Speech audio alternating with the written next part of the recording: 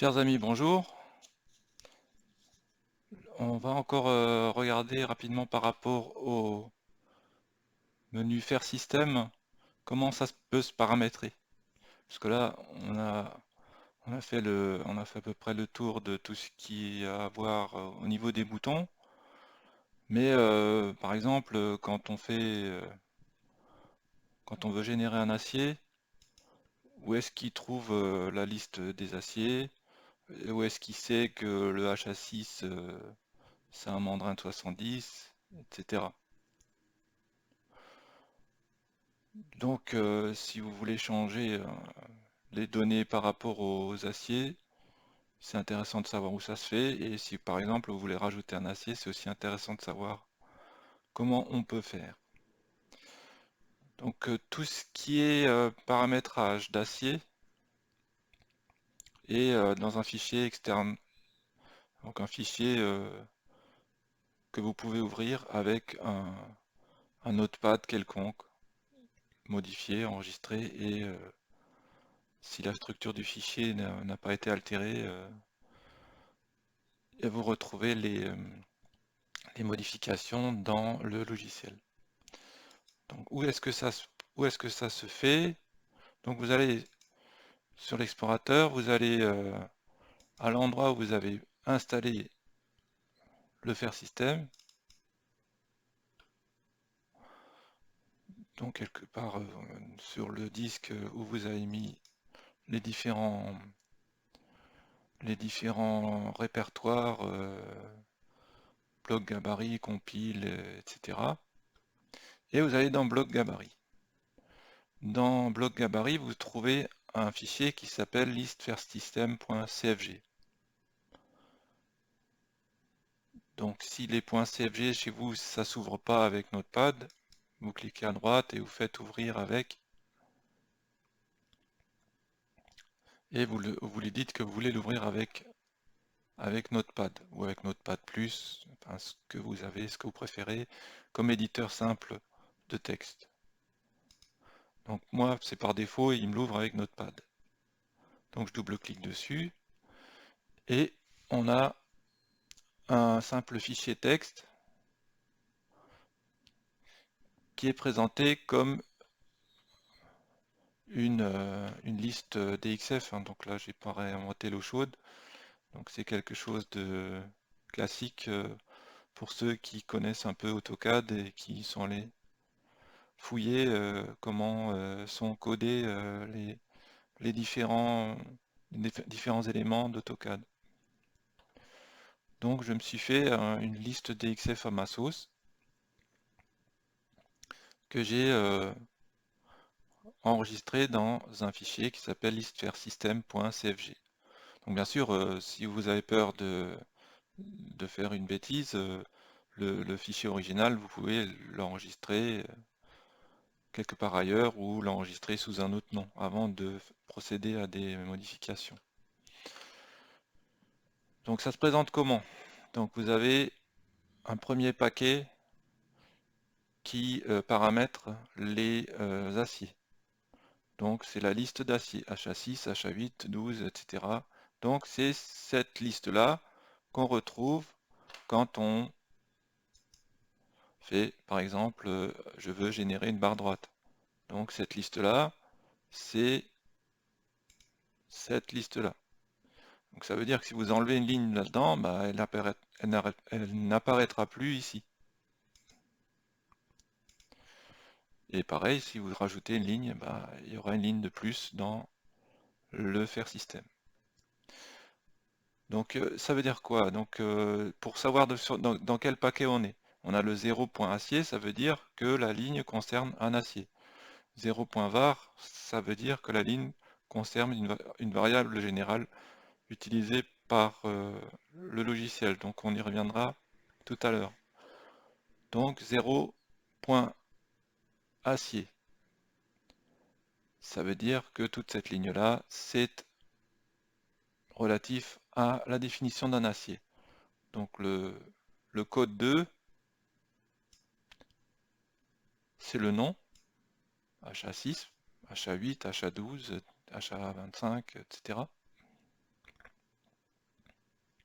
Le code 3, si c'est 0, c'est un achat, si c'est 1, c'est un doux. Donc vous me direz, mais c'est déjà dans le nom. C'est vrai, mais je me suis dit que peut-être qu'un jour, on voudra plus appeler ça achat 6, mais autre chose qui n'a plus de relation avec achat ou DX, donc autant l'avoir ailleurs. Donc 3, si c'est 0, c'est un achat, si c'est 1, c'est un acier doux. 4, c'est le diamètre nominal. Donc là c'est pareil, hein, achat 6, on a le 6, on sait que c'est 6. Mais bon, je préférais avoir une spécification particulière pour que si un jour on appelle ça autrement et que le diamètre n'y figure plus, on sait jamais, hein, j'en sais rien. Donc j'ai ça qui est accessible par un autre moyen.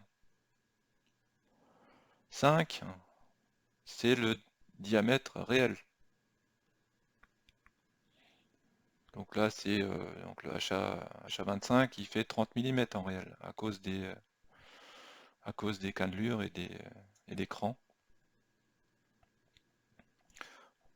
Donc vous avez selon la littérature, vous avez le HA14, on peut trouver des endroits qui vous disent ah bah, il fait 17.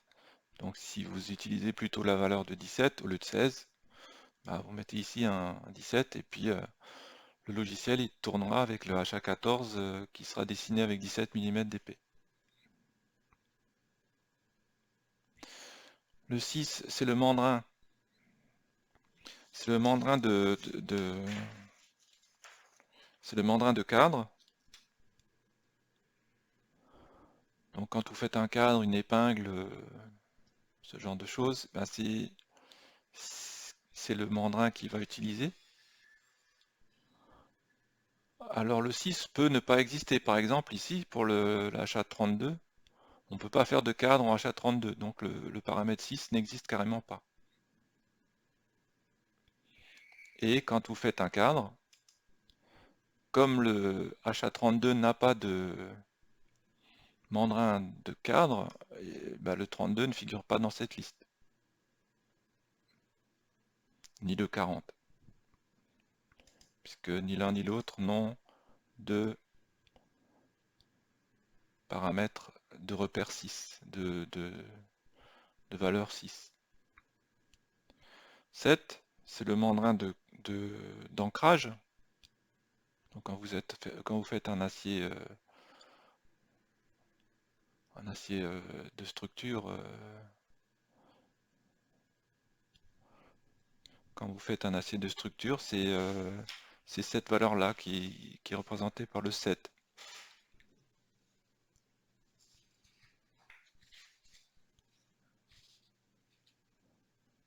Voilà, donc dès que vous faites une barre pliée, bah, il prend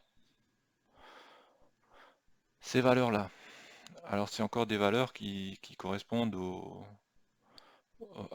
à la norme avant Eurocode, hein. Mais bon, c'est plus généreux qu'Eurocode, donc je les ai laissés. 8, c'est des possibilités de faire des coudes. Donc dès qu'on fait un coude, ben, c'est cette valeur de mandrin qui est utilisée. Bon, ça peut ne pas exister, hein, donc avec un HA6, on fait pas de coude.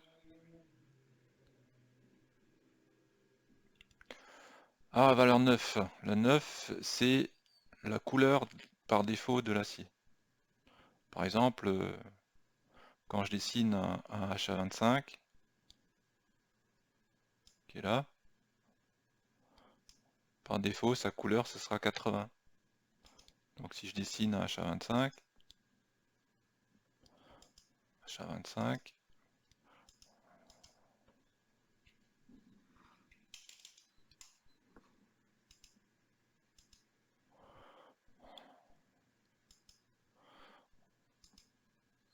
il m'a créé un HA25, il crée un calque HA25, et il met la couleur à la valeur 80 qui correspond au paramètre 9. 10, c'est la longueur maximale d'une barre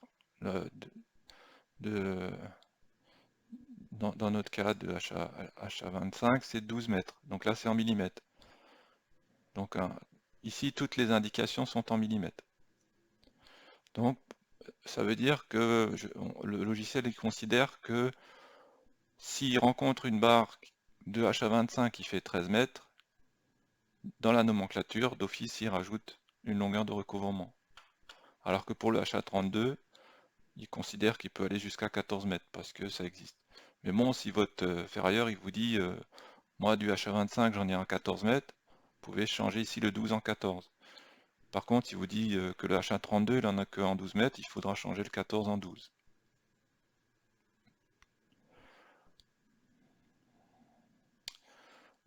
Et les valeurs 11 et 12, ce sont les valeurs qui permettent de dessiner, de schématiser des coupleurs. 11, c'est la longueur du coupleur, et 12, c'est le diamètre extérieur du coupleur. Donc par exemple, on va dessiner un HA40 avec un coupleur, on voit que le HA40 a un coupleur de longueur 138 et qui fait un diamètre 60. Alors bien sûr, des coupleurs, il y en a des dizaines de fabricants, donc à vous d'adapter les choses pour que ça corresponde. Mais bon, c'est à peu près toujours la même chose. Donc on se note dans un coin que pour le HA40, le coupleur il fait 138 de longueur et 60 de diamètre. Ça veut dire que si maintenant je dessine une barre HA40 avec un coupleur,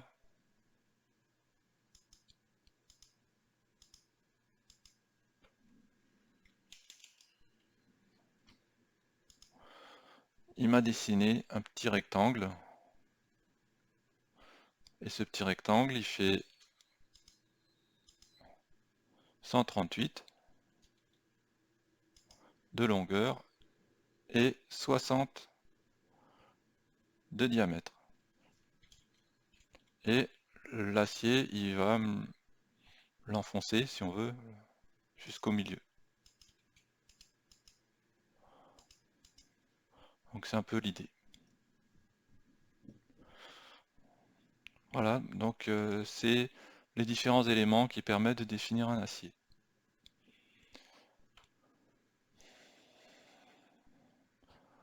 Ensuite, la section variable. Donc là, c'est 0.var, c'est pour indiquer le nom de la variable. Non, le 0.var, c'est pour dire que c'est une variable. Cette ligne correspond à une variable. Le 2, c'est le nom de la variable. Et le 3, c'est la valeur qu'il y a dans cette variable, la valeur par défaut. Par exemple, l'enrobage par défaut, c'est 30 mm. Donc là, c'est toujours des millimètres. Donc 3.30.0. Ça veut dire que quand je lance le logiciel, ici, il me met un enrobage de 30. Parce qu'il allait regarder quelle était la valeur là, et il a mis cette valeur par défaut ici.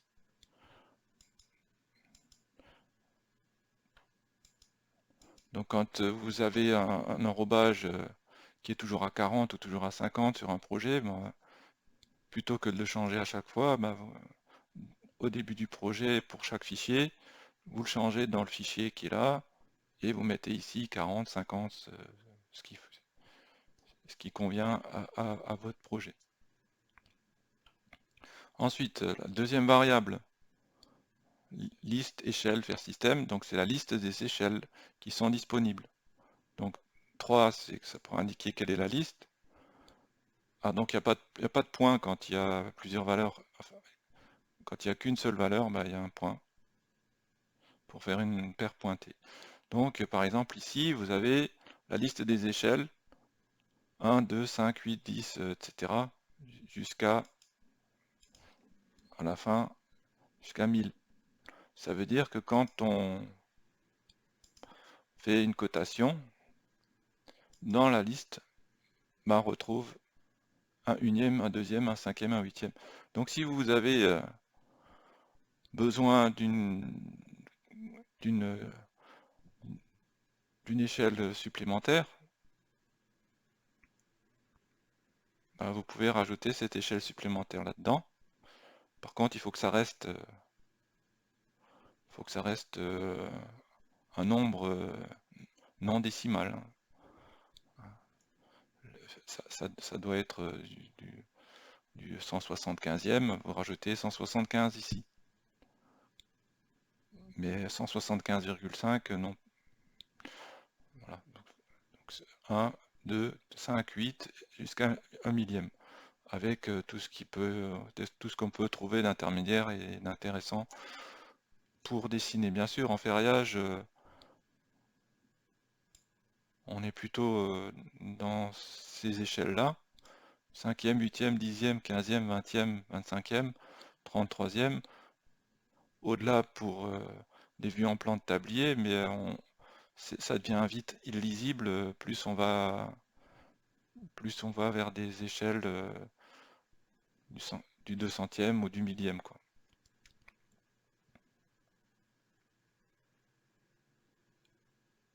Donc ça, c'est pour la liste des échelles. Donc vous pouvez rajouter un 7e ou un 6e ou un 12e.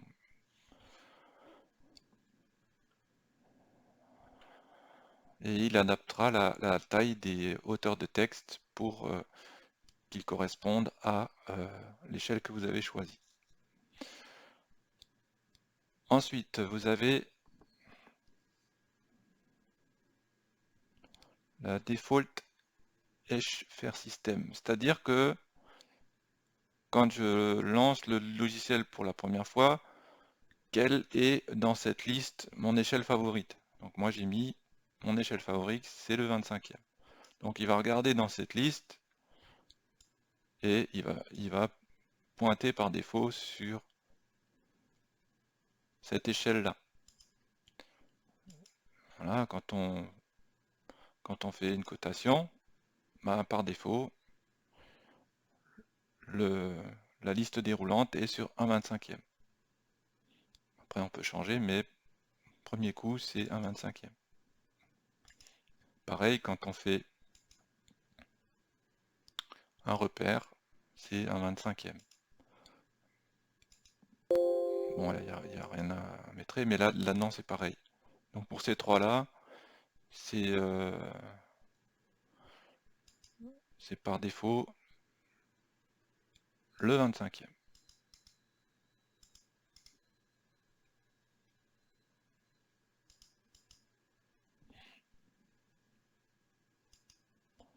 Voilà, donc ici, il met aussi échelle par défaut 25e quand on fait sur acier. Il, il prend le 25e. Et du coup, on a la même taille de repère que là. Voilà, donc ça c'est pour cette ligne-là. Alors ensuite, on a la longueur par défaut des différents ancrages. Donc la CN, ça c'est pour crochet normalisé, c'est 10 diamètres. Voilà, parce que en fait, pour le crochet normalisé, ben, c'est le BABL, il demandait 10 diamètres, et Eurocode, il permet d'aller, il dit supérieur à 5, donc j'ai laissé 10. Le retour normalisé, c'est 5 diamètres. Hein, là c'est pareil, entre BAEL et puis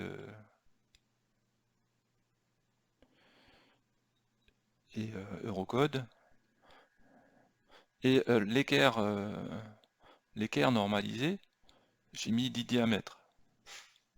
Parce que BAEL il disait 15 et Eurocode il dit 5. Donc j'ai resté entre les deux. Bon, c'est toujours plus grand que 5 diamètres. Hein. Et donc, mais bon, si vous voulez vous rapprocher de ce que dit Eurocode, vous mettez un 5 ici.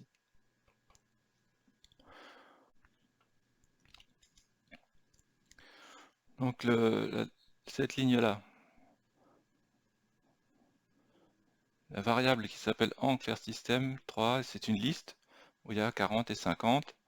Ces valeurs-là, c'est à ce niveau, quand vous faites un ancrage,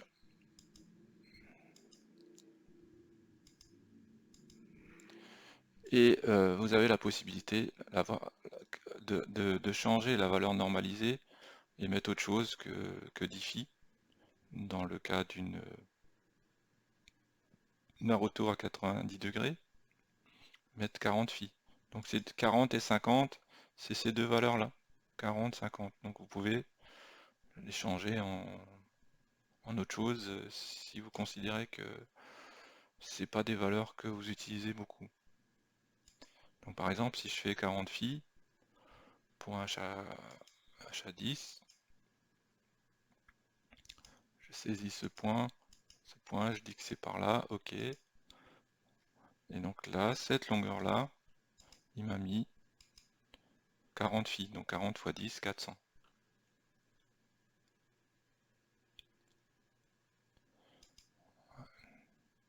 Pareil, si je fais 50 phi par ici, ok. Donc là, il y aurait 50 phi, c'est-à-dire 500.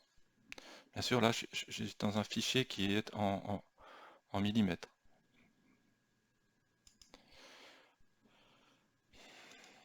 Hop là, pardon. Ensuite, vous avez encore une valeur 35. Ça veut dire que si c'est pas 40, si c'est pas 50, si c'est pas par défaut, je peux encore choisir un autre. Et dans ce cas-là, il propose par défaut la valeur de 35. C'est-à-dire que donc c'est soit normalisé, soit de 40, soit de 50, soit au point, soit autre. Et autre, il m'en propose un. Plutôt que de laisser la case vide, bah, j'ai mis par défaut 35. Donc là, vous pouvez changer, en mettre 15 ou 20 ou n'importe. Ou 100. Et du coup, bah, ça fait...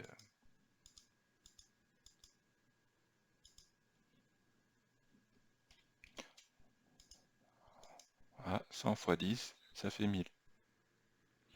Et donc, si vous voulez que le 35, il soit 100 ou 25 par défaut, bah, vous le changez ici.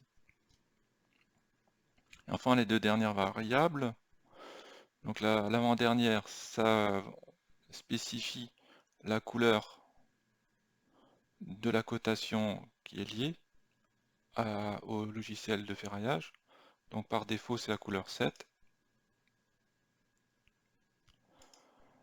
Et la dernière ligne, c'est ça indique les épaisseurs des polylignes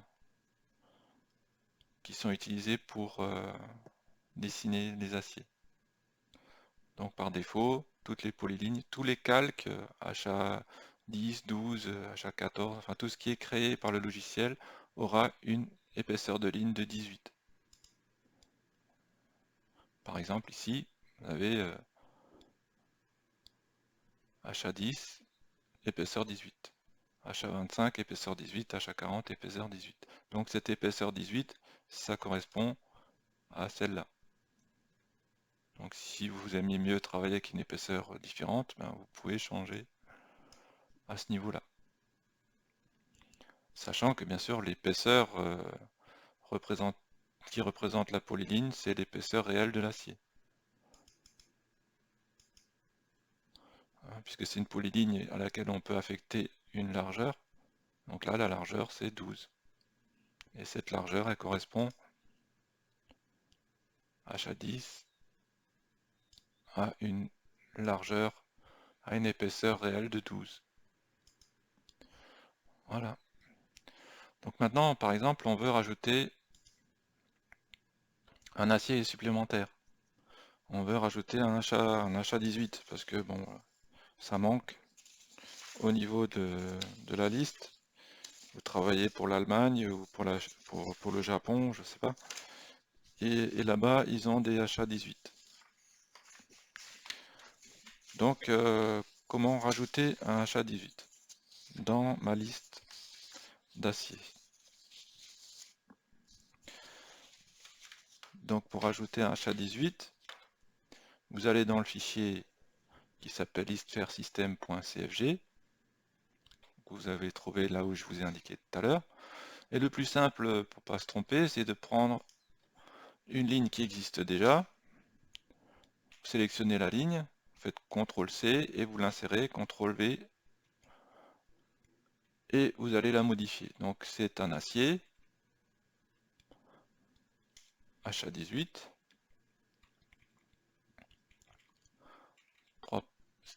c'est un HA, son diamètre nominal c'est 18, son diamètre réel c'est disons 22, son mandrin c'est disons 130, son mandrin de cadre, non, pardon, son mandrin d'ancrage c'est disons 180, son mandrin de coude c'est disons 280, sa couleur, mettons que c'est 31, sa longueur par défaut c'est 12 mètres, 12 000 mm, et son coupleur, ben, on va mettre entre 70 et 74, donc 72, donc c'est la longueur du coupleur, et 12 c'est le diamètre du coupleur, donc entre 25 et 30, voilà. Donc vous sauvegardez, et du coup vous avez rajouté un acier. Si vous fermez, et qu'à partir de là vous dessinez un acier en barre droite par exemple, vous avez un HA18 qui apparaît.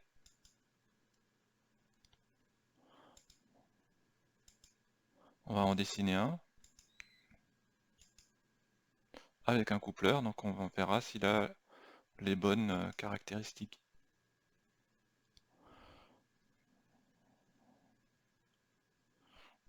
Donc le coupleur ici, il fait bien 72, il fait 28.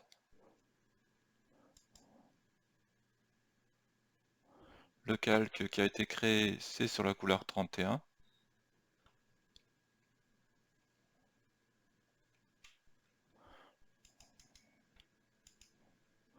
L'épaisseur, la largeur globale, c'est bien 22. Et les mandrins, on va vérifier si au niveau des mandrins,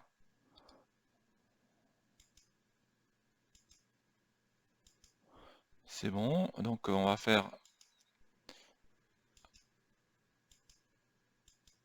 commencer par ça. Ouais. On va juste pas lui mettre autre, on va lui mettre normalisé, hein. Voilà, c'est mieux. Voilà. Donc ici, on est en retour normalisé. Donc pour le retour normalisé, qu'est-ce qu'on lui avait demandé? Achat 18.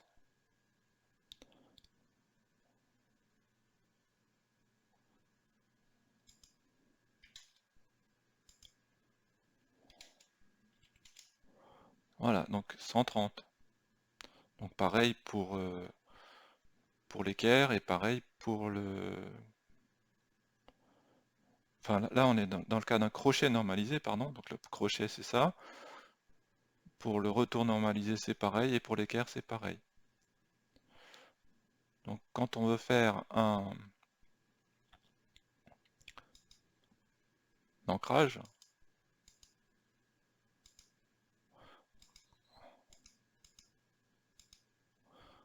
voilà, là c'est un peu plus gros, donc qu'est-ce qu'on lui avait demandé? Achat 18, on lui avait demandé 280. Donc si je fais un cercle, centré ici avec un diamètre de 280, ah, non, je me suis trompé, achat 18, 180, pardon, c'est 180. Donc c'est centre, diamètre 180, et voilà, donc c'est le diamètre qu'il a pris pour un ancrage. Et si je fais un coude,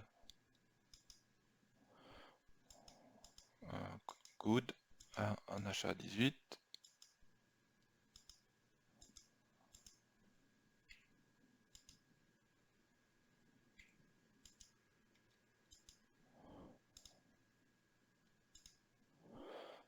voilà, donc on a fait un coude, et là le coude, on avait demandé 280.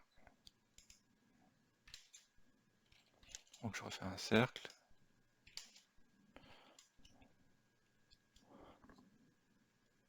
le diamètre 280,